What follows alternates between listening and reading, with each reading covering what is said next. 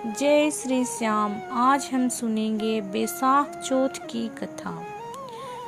प्राचीन काल में रतिदेव नामक एक प्रतापी राजा हुआ है। वह बड़ा ही बहादुर था। उस राजा की मित्रता यम, कुबेर, इंद्रादिक देवों से थी। उन्हीं के राज्य में धर्मकेतु नामक एक श्रेष्ठ ब्राह्मण रहते थे। उनके दो स्त्रियां थीं। एक का नाम सुशीला और दूसरी का नाम चंचला था। सुशीला रोज कोई न कोई व्रत अवश्य रखती थी, इसलिए शारीरिक रूप से वह दुर्बल हो गई थी। इसके विपरीत चंचला कभी भी कोई व्रत और उपवास आदि न करके भरपेट भोजन करती थी। इधर सुशीला के सुंदर गुणों से संपन्न एक कन्या का जन्म हुआ और दूसरी तरफ चंचला को पुत्र रतन की प्राप्ति हुई। ये देखकर चंचला बार बार सुशीला को व्यंग के ताने देने लगी। अरे सुशीला, तुम तो भगवान के व्रत और उपवास नित्य ही करती रहती हो और अपने शरीर को जर्जर बना डाला। फिर भी एक साधारण कन्या को जन्म दिया। मुझे देखो, मैंने कभी भी कोई व्रत और उपवास नहीं किया, ना ही इनके चक्कर में पड़ी, इसलिए मैं स्वस्थ हूँ और मैं एक लड़के की माँ बनी हूँ। अपनी सोच के व्यंग बाण सुशीला के हृदय में चुभने लगे।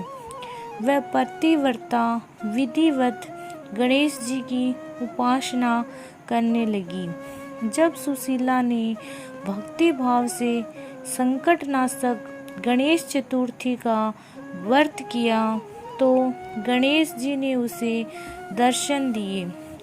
हे सुशीला, श्री गणेश ने कहा, तेरी आराधना से हम अत्यधिक संतुष्ट हैं। हम तुम्हें वरदान दे रहे हैं कि तेरी कन्या के मुंह से लगातार मोती और मूंगा झड़ते रहेंगे। इससे तुझे सदा प्रसन्नता रहेगी और तुझे वेद शास्त्र वक्ता एक पुत्र भी उत्पन्न होगा। इस प्रकार का वरदान देकर श्री गणेश जी वहीं अंतर्ध्यान हो गए। फिर उसी समय से कन्या के मुंह से सदैव मोती और मूंगा झड़ने लगे। समय गुजरता रहा।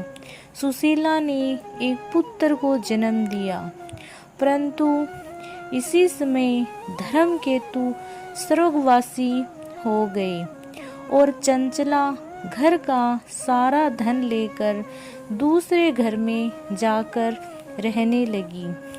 लेकिन सुशीला पति के आंगन में ही रहकर अपने पुत्र और पुत्री का पालन पोषण करने लगी। उसी पुत्री के मुंह से मोती और मूंगा झड़ने के कारण थोड़े ही समय के बाद सुशीला के पास अपार धन संपदा जमा हो गई।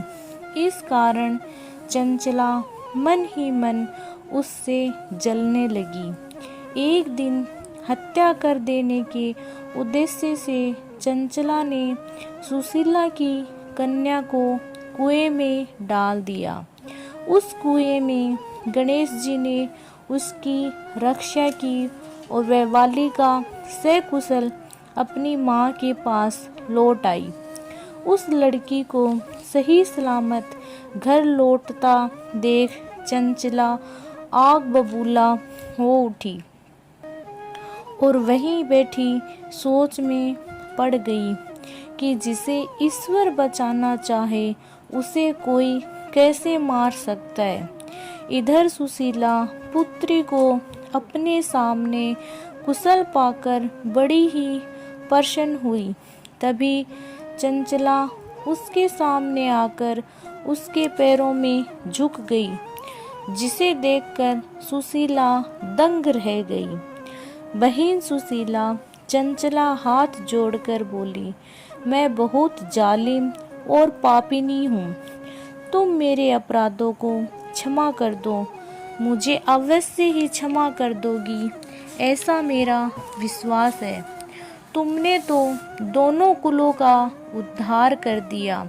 जिसका रक्षक देवता हो उसका मनुष्य बाल भी बांका नहीं कर सकता।